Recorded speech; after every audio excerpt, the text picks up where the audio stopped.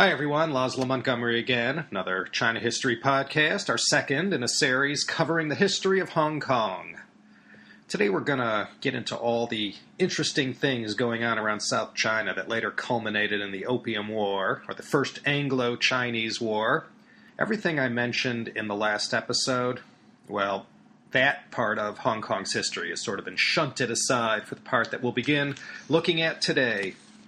I mentioned in the last episode the history, or at least Hong Kong's historical association with China, went all the way back to the Qin dynasty. And at least we know for certain, for absolute certain, that there were Chinese officials coming all the way down to Hong Kong since at least the Han dynasty, due to the tomb that was unearthed in Cheung Wan back in 1955. Hong Kong wasn't any place of significance yet back then. And I guess all the way up to the Opium War, Hong Kong was simply another local place of no particular political consequence or worthwhile economy. It was merely part of some county reporting to someone who reported to someone, up the chain of command. So today, let's just look at the whole lead-up. We'll look at all the names of those who had top billing in this major theatrical and historic event. We'll also look at the events that led up to the Convention of Chuenpi, and then, next time in Part 3, we'll see what happens with the Treaty of Nanjing. This is the watershed event where most historians say the history, or the real history of Hong Kong began. Going way back, Hong Kong residents, including the 5 Bunde clans, remember there were 5 clans who were the original Hong Kongers, everyone got caught up in the 2 Haijin. These were bans on foreign sea trade that were sort of implemented by executive order from the emperor. The first came in 1371, called for by the Ming Dynasty founder Zhu Yuanzhang, the Hongwu emperor. This later was rescinded, and then, beginning in 1405, you had the whole Zhenghe 7 voyages that followed soon after the Hongwu emperor's death. The second ban on foreign trade, and the more serious of the two for Hong Kong people, came in 1647. This one was called for by the Kangxi emperor. It was his way to deal with the havoc that Zheng Chenggong was causing all up and down the southeast China coast. Zheng Chenggong, a.k.a. Koxinga, was one of the great heroes in the history of Taiwan. Now, I'm not going to get into it here, but during the Qing, he was a major pain to the government, both in Fujian province and in Beijing. When we start our History of Taiwan series, we'll take a closer look at Zheng Chenggong. Kangxi, in his infinite wisdom, called for a sea trade ban, and then called for this great clearance in 1655. If you could picture this, everyone, and I mean everyone, even those down in Hong Kong, had to pick up and get out and evacuate the coastal areas. And if you didn't obey, you got beheaded. And that alone induced everyone to comply with this new imperial edict. People had to move about 50 li, or 15-20 miles inland. And if you had a boat or any kind of seafaring vessel, you had to burn it. This went on till 1684, when Kangxi reopened trade. When it was all over, and people and all those who lived along the coast and who had settled in Hong Kong, who lived through this period, when they went back to their homes after 20, 30 years of typhoons and number 8 signals, the place was just wrecked, and people had to start all over. And this very strict and draconian ban on sailing on vessels of any kind, as you can imagine, put a major crimp in the fishing business. So today, let's just fast forward to the Qing dynasty. This is where it all began as far as when Hong Kong went from being this sparsely settled land with an economy that relied on fishing, pearls, and salt, to one of the great centers of China trade with the West. This was the time of these incredible merchant adventurers and the founding of the legendary firms like Jardine Matheson, Swire, Dent, Russell, Augustine Hurd, Howland Aspinwall, Wheelock Martin, and many, many others. But it's Jardine and Matheson that I want to talk about first today, because these were the two chaps who joined together in 1827 to get the ball rolling in the 1830s. Theirs is quite the interesting story. Many of you are probably familiar with the company they started. James Clavell wrote a couple novels called Taipan and Noble House that were loosely modeled on Jardine, Matheson and Company. So today let's sort of use William Jardine as one of the cornerstones to tell today's story. Last episode we mentioned Jorge Alvarez. He was part of an early contingent of Portuguese who were scouting around the area in and around Hong Kong. The Portuguese were the first Westerners to get a look-see at the economic opportunities available out this way. Their trading vessels were not only packed with provisions and cargo, but always with any number of Jesuits looking to see what harvest they could reap out in these faraway lands. So 16th and 17th century, we recall the great work of the Jesuits. I mentioned Ricci, Charles van Bell, and Verbiest in a previous episode. That was number 98. There were others who followed, and then as soon as the scent of blood got in the water, as far as the riches of Cathay sitting there waiting to be had, all the other sharks started heading in that direction. There came the Dutch, the English, and the French, who mostly stayed down in Vietnam for the time being. When Kangxi put an end to the Haijin in 1684, it's not like he welcomed the foreigners back. China was still closed for business, and trade was restricted to Canton and Macau. The British, meanwhile, were making a ton of money in India and getting that place all set up. That was the springboard to China.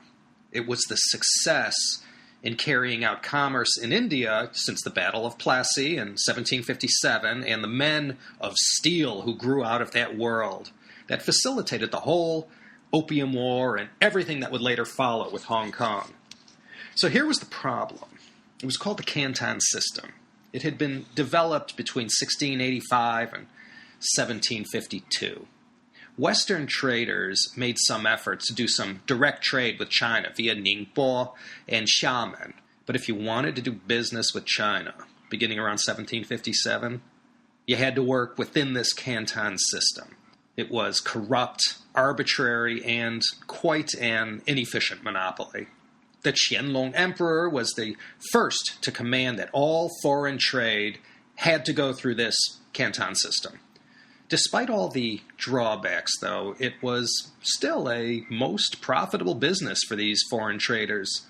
But the whole system was skewed in favor of the Kohong, or in Mandarin, the Gonghang.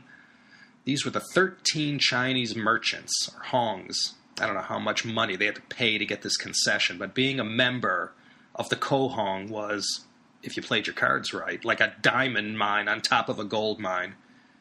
13 of these merchants, maybe some of them you remember, the more familiar guys who ran these hongs, well, the most notable of them was Haokua, known in Chinese as Wu Bingjian. Haokua's particular hong was called the Yiwo Hong, or in Mandarin, the Yihe Hang. When William Jardine later had to choose a Chinese name for his Jardine Matheson Company, he adopted Haokua's venerable company name. Well, these 13 Kohong merchants, they had a lock on all official China trade. There was a lot of smuggling going on all over the place. These were the days, late 18th, early 19th century, that, all those legendary days of smuggling were going on. There's countless stories of these smugglers and their exploits during the 1820s and 30s that are, locked away in diaries, letters, and all kinds of obscure books. We remember the big names, though, and their daring exploits. The United States, still a brand new country and all, the Brits locked them out of all the decent Atlantic trade. So off to China the Americans went to seek out any and all trade opportunities. This whole thing, the early Americans in China, that's a future CHP topic. They competed neck and neck with the British for any business they could get their hands on. They smuggled opium and other goods as much as the next European. But all the official trade, which by far was the lion's share, had to go through Haokua and his 12 other members of this hated Canton System. The 13 members of the Kohong, they reported to the Hapo, or the Haopo. The Hapo, he was responsible for managing all the trade, dealing with an unending string of incidents and complaints, and most important, collecting all the duties and anything he could squeeze out of the foreigners. He served in his capacity as Hapo for only 3 years. It's said this position was so lucrative, vast sums of money were paid in bribes to the imperial government to secure it. And it took 2 years of collecting duties and profits and shaking down the foreigners just to pay back the officials who were responsible for the Hapo's good fortune. So it was only in the 3rd year that he made his own profit. And being at the center of one of the world's great trading monopolies at the time, it was quite a profit. This is more or less the crux of the problem. It was a clash of cultures. The Chinese decision-makers at the time really didn't have a clue about what was coming. No one seemed scared of these foreigners. The Chinese couldn't have been more oblivious to the changes going on in Europe as a whole in the 18th and 19th centuries. After so many thousand years, the Chinese were so sure of their superiority, and their entire manner of dealing with the foreigners was carried out in this way that just infuriated the British, who themselves were so certain of their own cultural, economic, and political superiority. And the fact that the British were clamoring like crazy to buy all these commodities and finished manufactured goods from China gave these Chinese merchants more than just the upper hand. In their little commercial trading world, the Chinese side acted like little more than a dictator. They weren't trying to buy anything from England or any of the European nations. Sure, there were some things that, Chinese bought, but there was simply nothing Britain could provide that would give some semblance of a trade balance, like China had with tea. Tea had long been embraced by the swells of Britain, and now by the working class folk too. And this was not a small market. But once things got nice and solid in India for the British, they acquired a little more confidence, and although the horrific Canton System would do for the time being, the most astute and daring of the British traders knew they were determined to scrape this hated Canton System off the bottom of their shoe and set up their own base in the Pearl River Delta region in order to get what they wanted. And if it meant going to war with China, they would find some way to do it. These budding companies crammed into these so-called factories in Canton, just outside the city walls.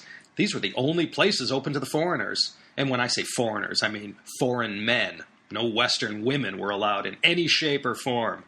This is where they ate, slept, transacted business, and stored their goods. No firearms were allowed, and no foreign vessel was allowed to pass the Bogue.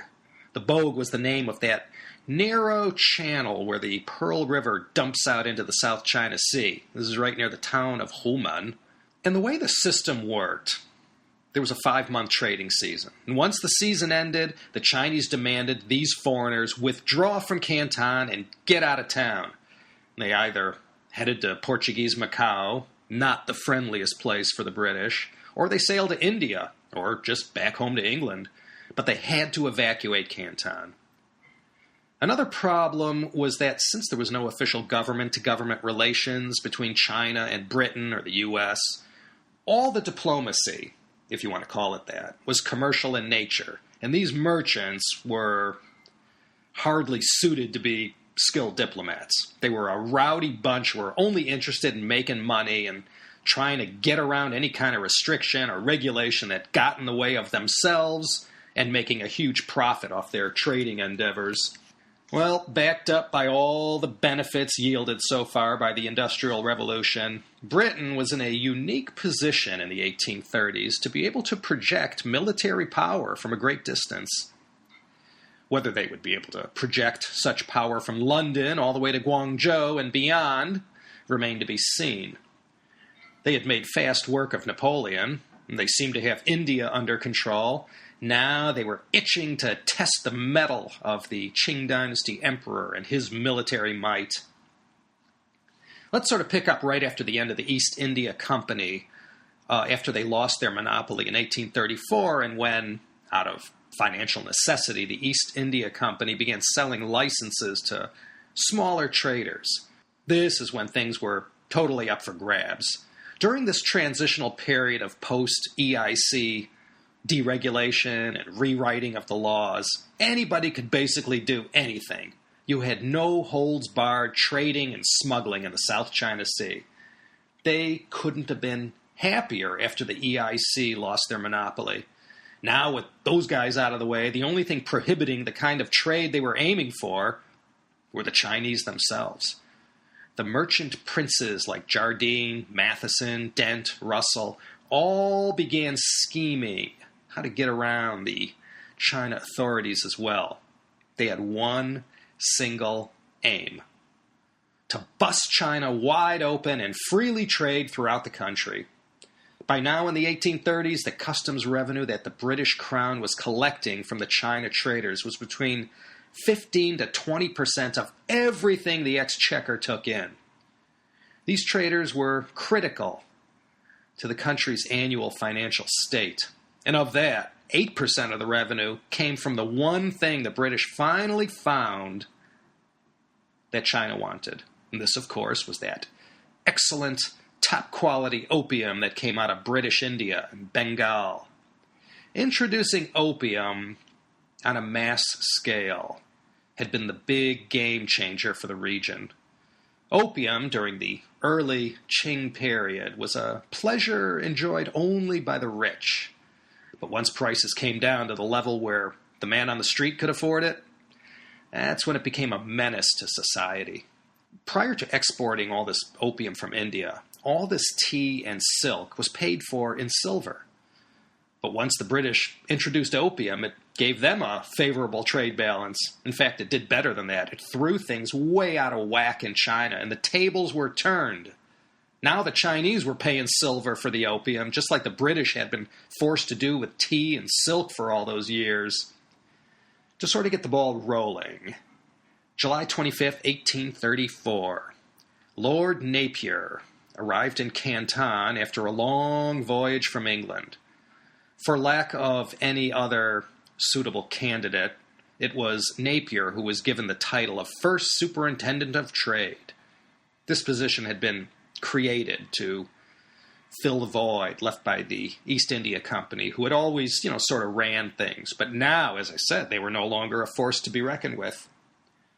Although he was instructed before he left England not to do anything rash with the Chinese and not to provoke any incidents, Napier had written in his diary, quote, "The Empire of China is my own. What a glorious thing it would be to have a blockading squadron on the coast of the Celestial Empire. How easily a gun brigade would raise a revolution and cause them to open their ports to the trading world. I should like to be the medium of such a change." So with this hidden agenda in mind, even before he got there, Lord Napier charged in like a bull in a china shop, intent on teaching these Chinese a lesson. And you know what happens when you do that. Essentially, Lord Napier got nowhere. He broke every established, unwritten rule that these traders had learned over the years and how to deal with the local officials. Lord Napier figured he was British, they were all powerful and rising to the top of the world political food chain, and by God, these China officials better get in line or else. Well, this Napier mission, it started off bad, got worse, and then it deteriorated from there. And when the Chinese began, playing with Lord Napier, using the characters to write Lord Napier's name in Chinese and the official documents, passed back and forth, that when you translated these characters, it meant, it means something terribly offensive. Lord Napier just saw red. And he thereupon initiated his own insults and heaped them upon his counterparts, these local officials in Canton. Things continued to go downhill from there, and in short order, the whole Napier mission broke down. And after 2 failed months of going nowhere, Lord Napier called in a couple of frigates that he had tucked away not too far from Canton and had them sail up the Pearl River to the Bogue to show these Chinese he meant business.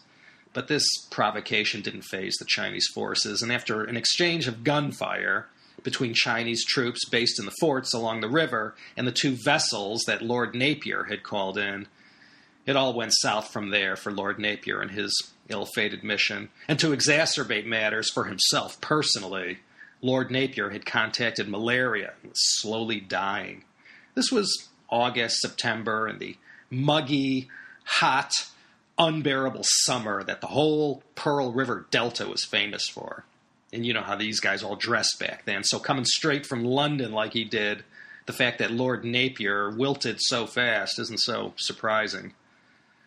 The Chinese blocked the port and slowed the British down while Lord Napier languished on board. All his fight drained from him as the malaria slowly killed him.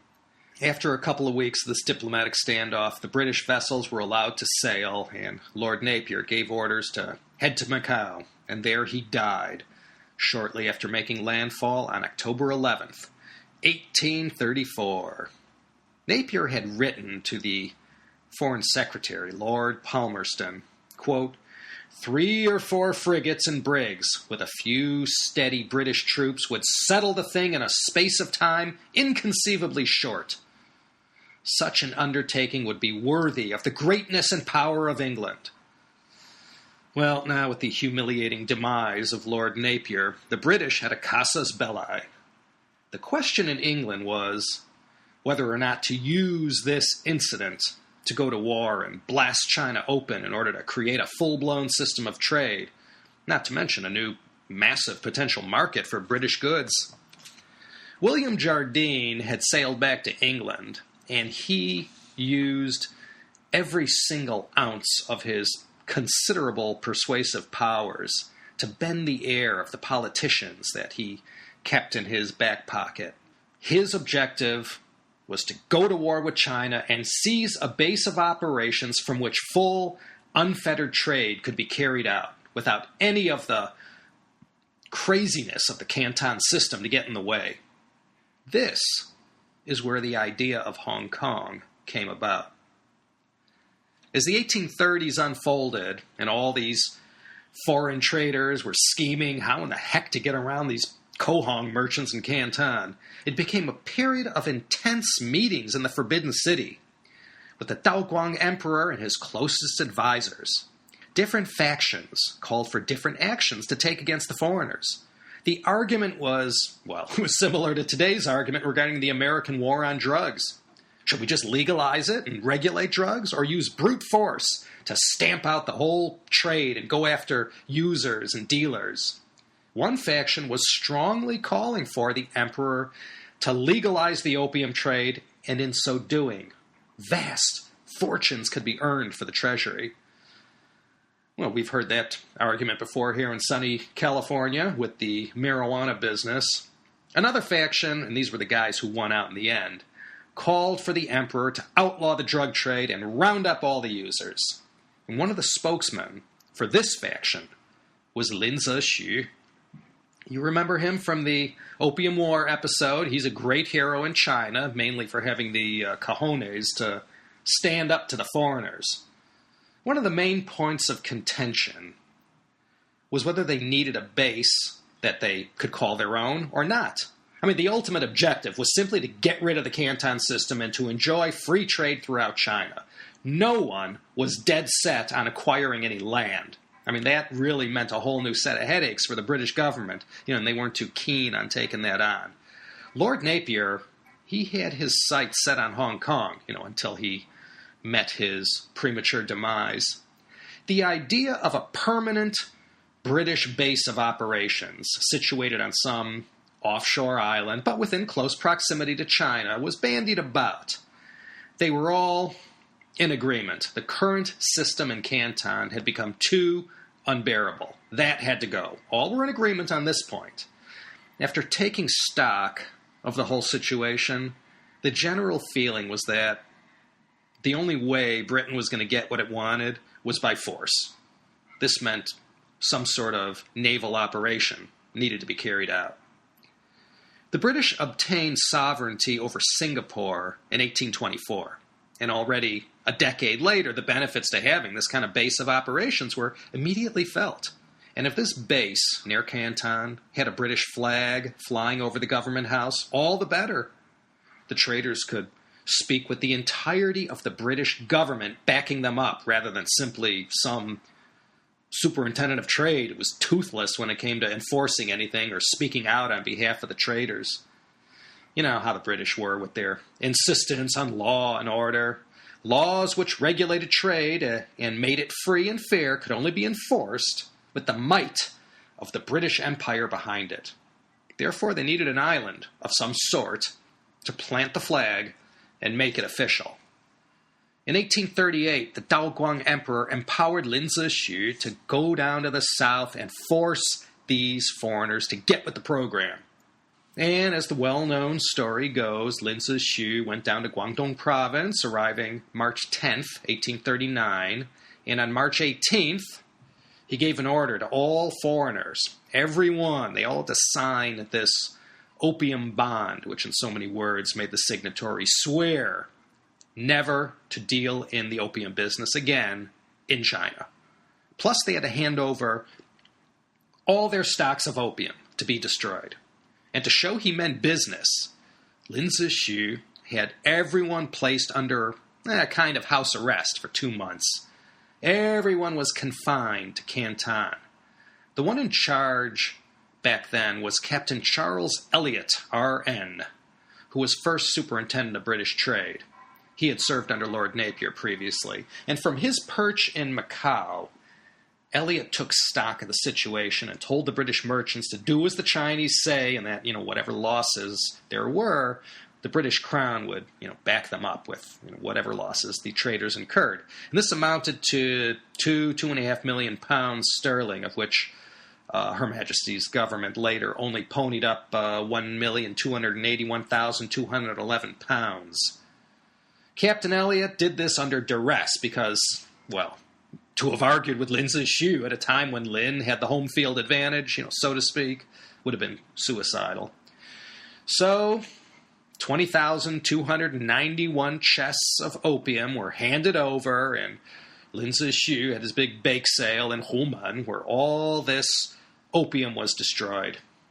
With this taken care of, Lin Zexu allowed the British to leave, and then they hightailed it to Macau to regroup and come up with a plan.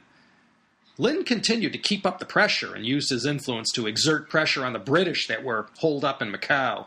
And this was simple because Macau survived, on a day-to-day basis, just with supplies that were, handed to them by the Chinese. If any monkey business going on in Macau, all of a sudden you'd find, no water, or no foodstuffs, or, whatever daily necessities. So the British were hounded in Macau as well. The British were making the Portuguese look bad, and, those guys, the Portuguese had no dog in this fight. So Captain Elliot and the rest of the British, they had to get out, and they sailed to Hong Kong, tracing the routes that today are traversed dozens of times daily by jetfoils and hydrofoils, ferrying gamblers back and forth between these two places, Hong Kong and Macau. He dropped anchor in Hong Kong harbor and planned his next move.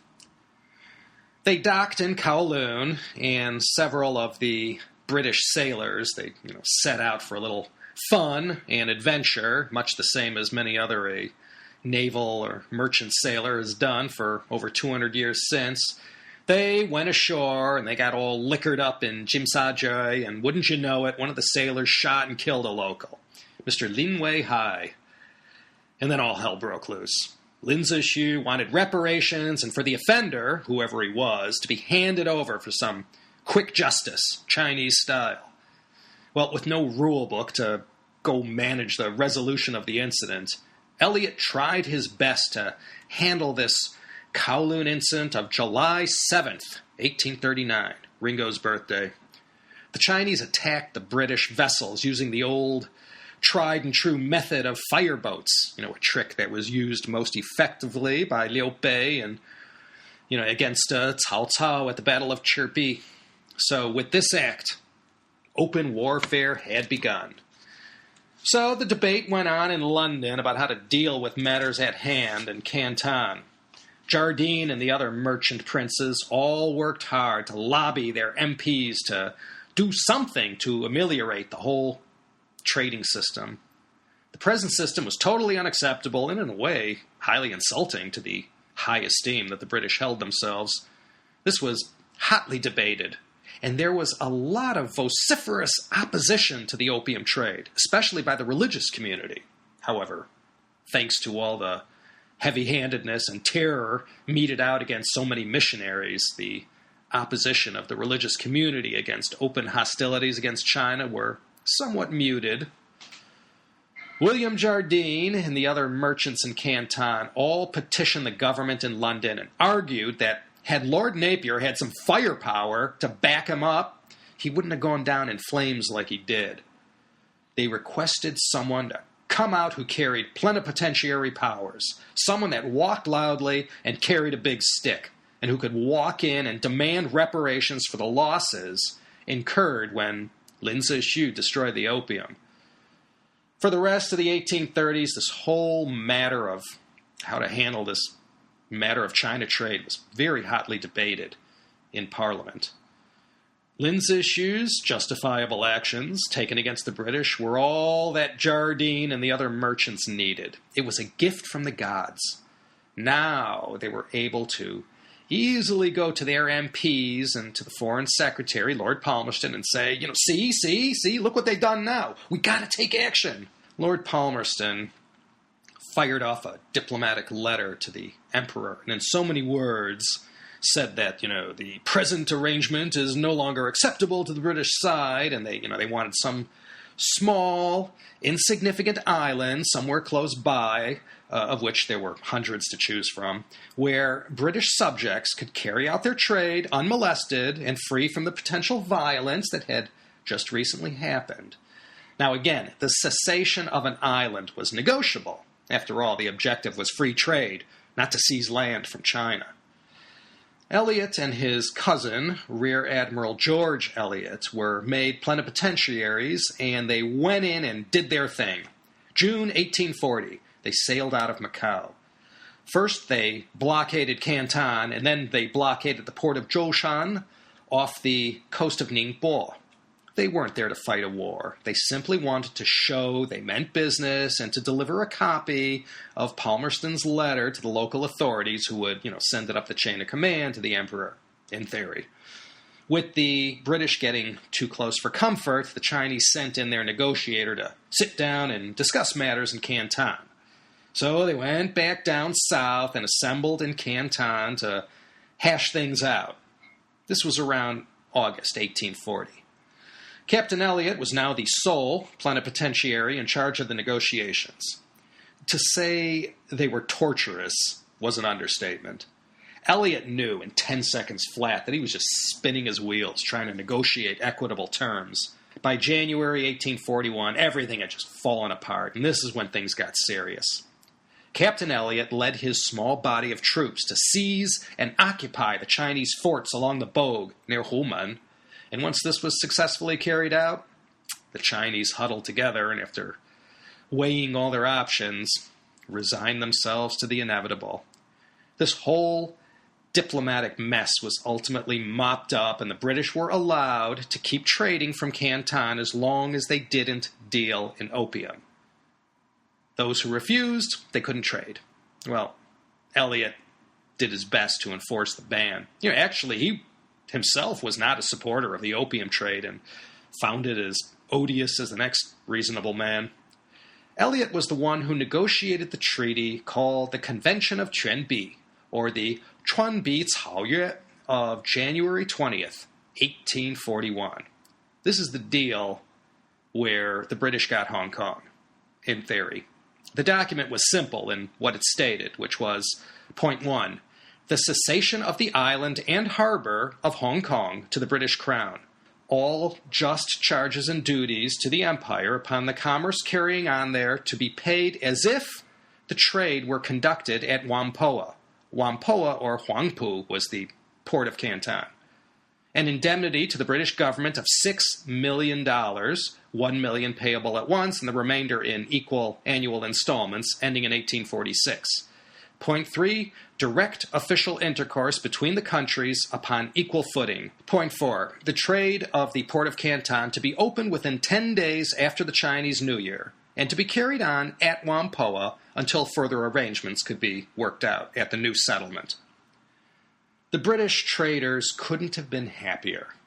But on January 23, 1841, the Canton Free Press ran a piece that gave the general attitude of the merchant community as far as Hong Kong was concerned. It said, "We consider that for an independent British settlement, no situation can possibly be more favorably chosen than that of Hong Kong. The island itself is of little extent, but it forms, with the neighboring lands, one of the finest ports existing.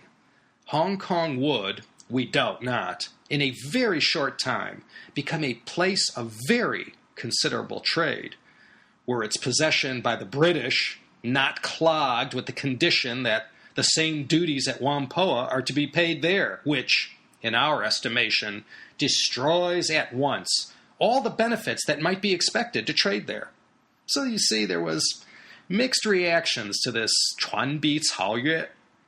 Let's talk a moment about the guy who negotiated the Convention of Chuenpi on behalf of the emperor, who, by the way, never signed it.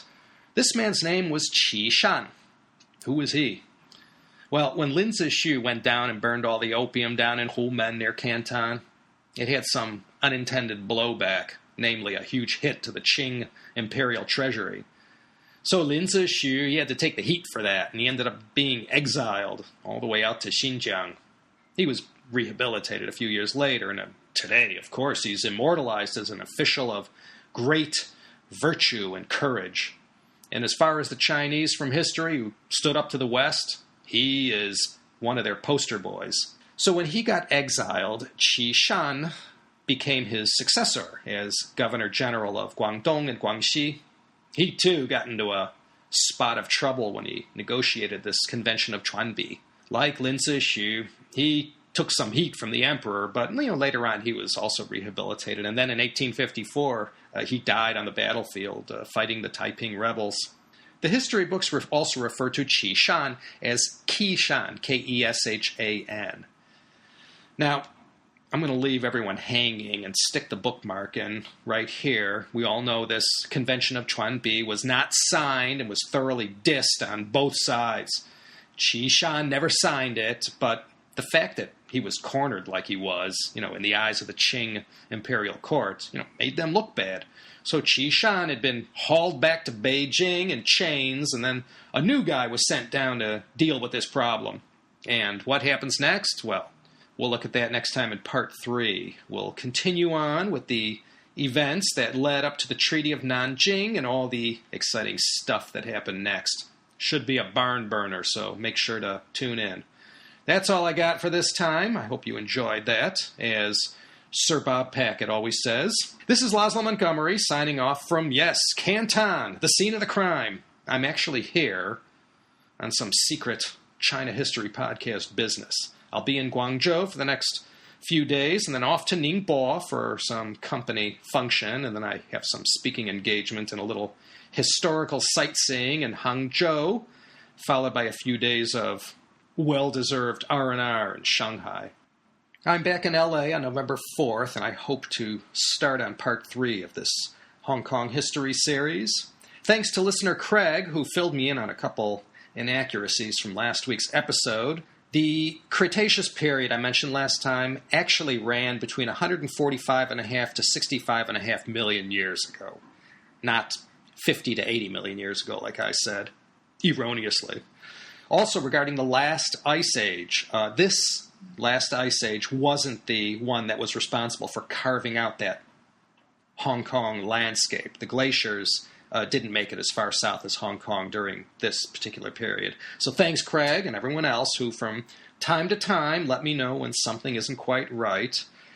Take care, everyone, wherever you are in this world of ours. This is Laszlo Montgomery signing off from the 18th floor of the Guangzhou Marriott in beautiful Tianhe, and wishing and hoping you'll join me next week for another exciting episode of the China History Podcast. And when I say exciting, I mean it this time. Take care, all.